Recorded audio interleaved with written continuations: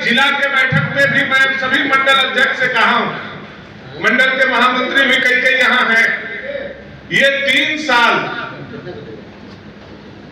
साल आप ही को मेहनत करना है। मैं जानता हूं आपके कार्यक्रम बहुत सारे आ रहे हैं, बहुत सारा कार्यक्रम को आपको पूरा करना पड़ रहा है, बहुत बैठकें हैं, लेकिन बंगाल का उदाहरण मैंने दिया था कि झारखंड से भी बहुत कमजोर संगठन की स्थिति बंगाल में हो गई थी। बंगाल में 10%, 7% मन के बात लोग सुनते थे, लेकिन चुनाव से 3 साल पहले वहां के कर्मठ कार्यकर्ताओं ने निर्णय लिया कि अबर बार बंगाल में हमें सरकार बनाना है, और उन्होंने मन की बात को जमीन पर उतारने का काम किया। 2023 में जहां 10% मन का बात सुना जाता था, 2024 में उसको 30% किया, 2025 में उसको 50% किया, और 2026 में 75% मन के बात सुनते हुए सत्ता पर अगर कोई काबिज कराया तो बूथ के भाजपा के कार्यकर्ताओं ने कराने का काम किया। इसलिए इस बात को कोई भी पार्टी के कार्यक्रमों को हल्का में लेने की जरूरत नहीं। मन के बाद मोदी जी आधा घंटा निकाल करके 140 करोड़ देश के जनता के काम करते हुए जब हमको बोल सकते हैं, तो पार्टी के सिपाही होने के नाते महीना में एक दिन आधा घंटा कार्यकर्ता के साथ बैठ करके हम लोग सुन भी सकते हैं। इसका मतलब यह नहीं होता है कि हम किसी दूसरे को छोटा दिखाने के लिए किसी को बड़ाई कर रहे हैं, यह पहले दिमाग में हम लोगों को रखना चाहिए। लेकिन अगर कोई व्यक्ति कर्मठता से कोई नया चीज करता है, तो निश्चित तौर पर पार्टी के संगठन के लोगों को उसकी शाबाशी और उसका सम्मान देना चाहिए। झारखंड बहुत बड़ा प्रदेश है, भाजपा बहुत बड़ी संगठन है, जिला में भी बहुत बड़ा संगठन है, भारतीय जनता पार्टी में असंख्य कार्यकर्ता हैं, लेकिन झारखंड प्रदेश के परिप्रेक्ष्य में मैं यह बात कह सकता हूं कि आज बंसीधर नगर शहरी का जो विस्तार और सम्मान हो रहा है, यह झारखंड का पहला कार्यक्रम है। इसके लिए मैं बहुत बहुत बधाई और शुभकामनाएं। यह संदेश कुमार कनिष्क जी और उनकी टीम की पूरे झारखंड प्रदेश में जाएगी, और प्रदेश के जितने मंडल अध्यक्ष हैं, जितने कर्मठ कार्यकर्ता हैं, उनमें यह संदेश जाएगा कि केवल जिला का ही विस्तार और जिला के ही पदाधिकारी का सम्मान नहीं होता है, मंडल का भी विस्तार और मंडल के भी पदाधिकारी का सम्मान बंसीधर नगर से शुरुआत करने का काम हुआ है। और यह बहुत ही गौरव का बात है, बहुत ही भाग्यशाली विषय हम लोगों के बीच में आपके मंडल के अध्यक्ष ने लाने का काम किया है। मैं मंडल अध्यक्ष कनिष्क जी के साथ पूरे नए टीम को, चूंकि मैं देख रहा था जो भी टीम इन्होंने बनाया, चाहे वो मंडल के उपाध्यक्ष हो, दोनों महामंत्री हो, मंडल के मंत्री हो, कोषाध्यक्ष हो, या सोशल मीडिया देखने वाले हमारे कार्यकर्ता जो चुने गए हैं पदाधिकारी के रूप में, सब के सब कार्यकर्ता बहुत ही पार्टी के लिए बहुमूल्य हैं, और उनको किसी दूसरे कार्यकर्ता से तुलना नहीं किया जा सकता। इतना कर्मठ कार्यकर्ता का टीम आप लोगों ने बनाने का काम किया, और यही स्पिरिट के साथ जो आपकी टीम बनी है, उस टीम को इसी स्पिरिट के साथ, जज्बा और जोश के साथ काम करना होगा। चूंकि मंडल आपका बहुत छोटा है, मात्र 25 बूथ का हमारा यह मंडल, मुझे लगता है इस विधानसभा में इससे मात्र एक छोटा मंडल है, वह है हरिहरपुर 21 बूथ का, है ना, 21 है ना, 21 बूथ का मात्र एक छोटा मंडल है। उसके बाद दूसरे नंबर पर हमारा बंसीधर नगर है। लेकिन आपकी ऊर्जा इस बात का गवाह बराबर रहेगा कि बंसीधर नगर में भारतीय जनता पार्टी का जब जब लोकसभा और विधानसभा में चुनाव हुआ है, अपना वोट का रिकॉर्ड अगर किसी ने तोड़ा है तो बंशीधर नगर शहरी ने छोड़ दिया। मैं जब से भारतीय जनता पार्टी में आया हूं तब से यह बात नहीं कह रहा हूं। जब से भारतीय जनता पार्टी इस विधानसभा में चुनाव लड़ रही है तब से मैं इस बात को बोल रहा हूं। जब जब भारतीय जनता पार्टी चुनाव लड़ी है, बंशीधर नगर ने अपना वोट अपने विधानसभा में यह मंडल ने बढ़ाने का काम किया है। मैं जब पार्टी में आया 2019 में पहला चुनाव लड़ा, उसका दुगना वोट अगर आप लोगों ने करने का काम किया तो 2024 में उसका दुगना वोट। यह आप जैसे महान और कर्मठ कार्यकर्ताओं के बदौलत ही हो सका। पार्टी इसका ऋणी है, इसको और ज्यादा हम लोगों को मजबूती देना है, संगठन में सामंजस्य रखना है, संगठन में प्रेम और भाईचारा बना करके रखना है, संगठन में आरोप प्रत्यारोप का कोई जगह नहीं होना चाहिए, ईर्ष्या और द्वेष का कोई स्थान नहीं है। संगठन में अगर ईर्ष्या और द्वेष का स्थान होगा तो हम बढ़ेंगे नहीं, हम घटेंगे। लेकिन संगठन में भाईचारा और प्रेम का संबंध अगर आपके बीच में रहेगा, कार्यकर्ता से कार्यकर्ता भाई की तरह कंधा में कंधा मिला करके चलेंगे, तो मैं विश्वास के साथ कह सकता हूं कि भारतीय जनता पार्टी ने जो सत्ता झारखंड में खोई है, वह सत्ता पाने का शुरुआत अगर कहीं से होगा तो बाबा बंशीधर की नगरी से आप लोगों से बात होगी।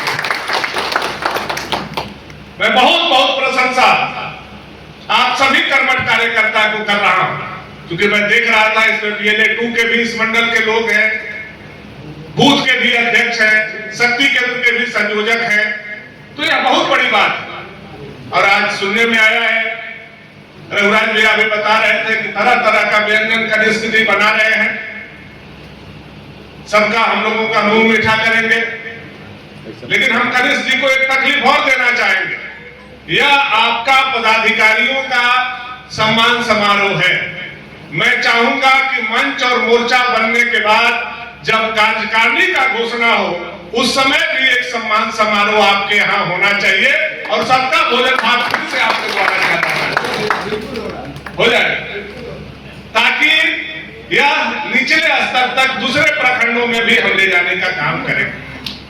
हमारे जिला अध्यक्ष जी से और जिला प्रभारी जी से बात हो रही थी, आदरणीय धुरन भैया ने भी बताने का काम किया कि इसको हम लोग हर मंडल में ऐसे ही विस्तार करने का काम करेंगे। समय लेंगे, तारीख लेंगे,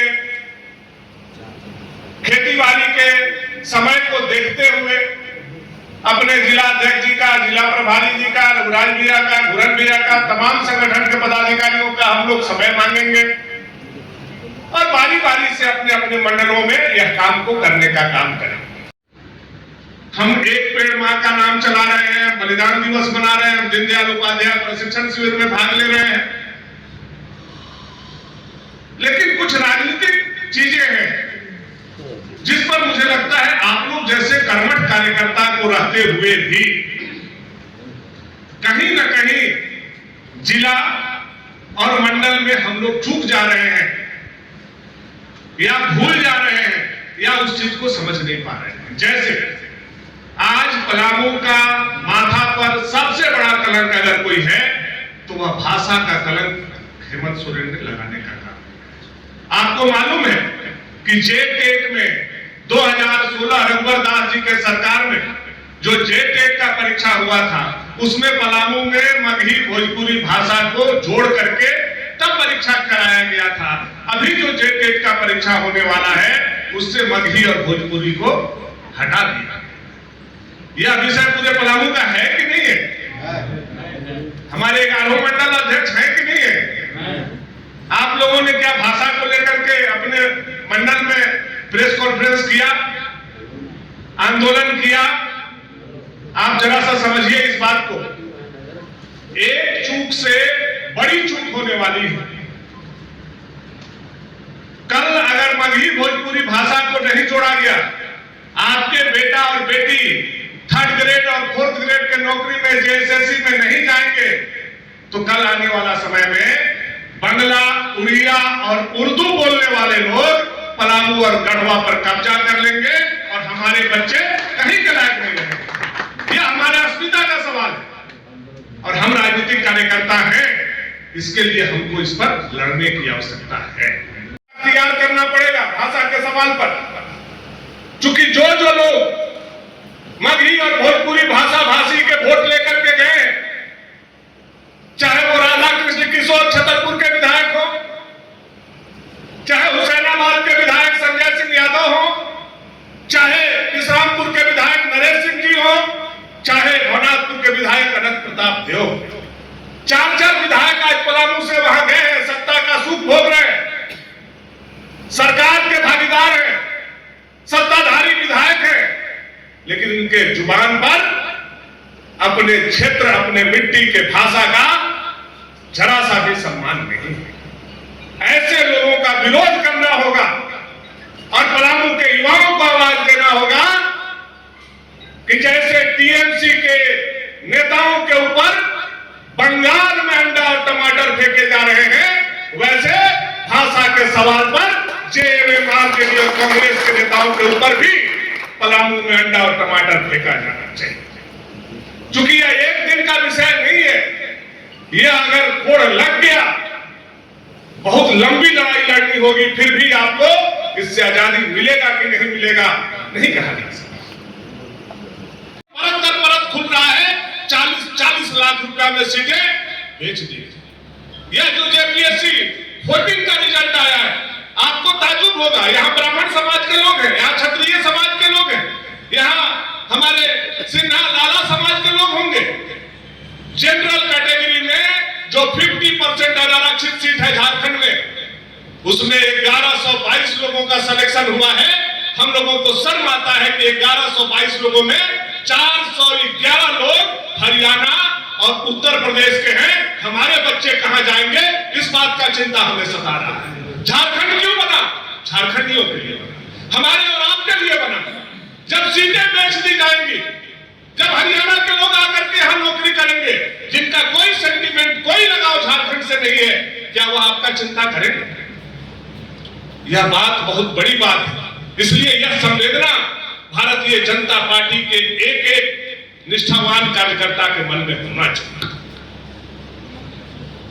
हम आंदोलन करते हैं रांची में, चीजों पर लड़ते हैं, क्योंकि प्रदेश ने मुझे वह जिम्मेवारी दी है, लेकिन आप लोगों को भी यहां उस विषय को आगे बढ़ाने की आवश्यकता है। मैं देखता हूं कि जो बड़ा विषय को लेकर के हम लोग आगे बढ़ते हैं, उस विषय पर भी हमारे विधानसभा और जिला में हम लोग अगर चुप रहेंगे तो उसका खामियाजा हम लोगों को भुगतना पड़ सकता है। इसलिए जो भी पार्टी विषय उठाए, आज देखिए कानून व्यवस्था क्या है, क्या है आपका कानून व्यवस्था? बिशनपुरा में चले जाइए, लगातार 2 सालों में 4 चोरी की घटनाएं हो गई, ताला तोड़ करके निकाल लिया गया। हमारे सोनार भाई का 3 घटनाएं रमुना में हो गई। हमारे यहाँ बंसीधर नगर में 3 4 घटनाएं हो गई। थाना के बगल में घटना हो रही है, अभी भी अपराधी पकड़े नहीं जा रहे। क्यों? क्योंकि अपराधी और पुलिस का गठजोड़ हो गया। और अपराधी और पुलिस का गठजोड़ क्यों हो गया? क्योंकि अपराधी पुलिस के माध्यम से जो लूटते हैं, उसमें आधा पैसा सरकार और सरकार के मंत्रियों तक पहुंचता है। इसलिए आज अपराधी बेलगाम हो गए हैं, उस पर लगाम नहीं लग पा रहा। यह बहुत दुख का बात है। आज आप देख रहे हैं रूबिका पहाड़िया को, पहाड़िया बेटी को, आदिम जनजाति की बेटी को बांग्लादेशी मुसलमान आता है, प्यार का इजहार करता है, फंसाता है, गर्भवती होती है, 60 टुकड़ा में काट करके 60 जगहों पर लाश फेंक दिया जाता है। उसके बाद भी अगर हम नहीं बोले तो हम लोगों को राइट नहीं है राजनीति करने का। 400 अनाथ बच्चा को पालने वाला, जिसका मां नहीं, जिसका पिता नहीं, जिसका भाई नहीं, जिसका बहन नहीं, जिसका नाना नहीं, जिसका दादा नहीं, सूर्या हंसदा संथाल गोटा 400 बच्चा को पढ़ाने वाला, पालने वाला, खिलाने वाला, संघर्ष करने वाला संथाल के बेटा को फर्जी इनकाउंटर पर मार दिया। अगर इस पर हम आदिवासी के बीच में या सभी समाज के बीच में नहीं बोलेंगे तो हमको राजनीति करने का कोई अधिकार नहीं। आज हिमांशु सिंह को जमशेदपुर में पुलिस भैंस से खींच करके चापर से गोद करके मार दिया गया। एक बच्चा आज कलकत्ता का अस्पताल में जीवन और मौत का बीच में झूल रहा है। उसके बाद भी अगर हम नहीं बोले सरकार के खिलाफ में, हमें राजनीति करने का कोई मतलब नहीं। हम राजनीति कर रहे हैं और विपक्ष में हैं तो हमें अपना जुबान खुला रखना होगा।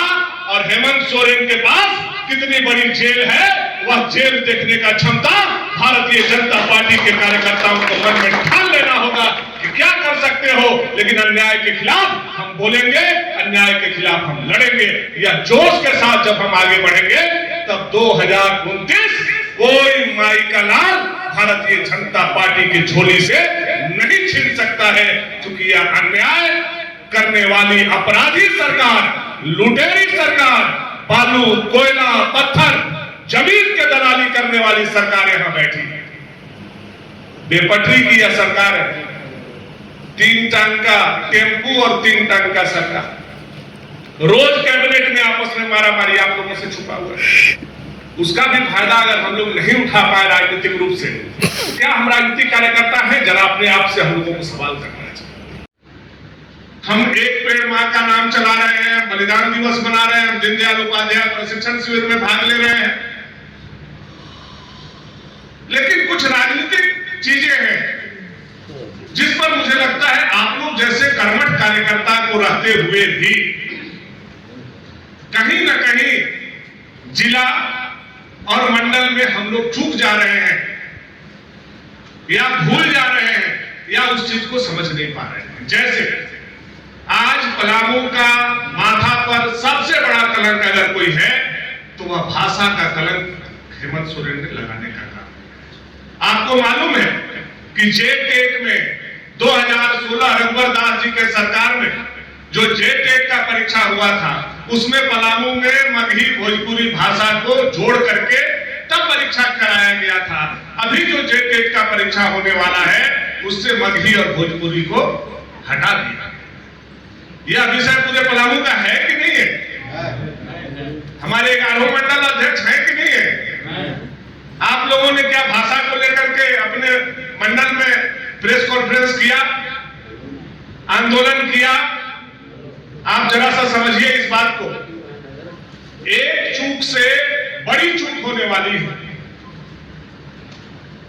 कल अगर मगही भोजपुरी भाषा को नहीं जोड़ा गया, आपके बेटा और बेटी 3rd ग्रेड और 4th ग्रेड के नौकरी में जेएसएससी में नहीं जाएंगे तो कल आने वाला समय में बंगला, उड़िया और उर्दू बोलने वाले लोग पलामू और गढ़वा पर कब्जा कर लेंगे और हमारे बच्चे कहीं के लायक नहीं रहेंगे। यह हमारे अस्मिता का सवाल है और हम राजनीतिक कार्यकर्ता हैं, इसके लिए हमको इस पर लड़ने की आवश्यकता है।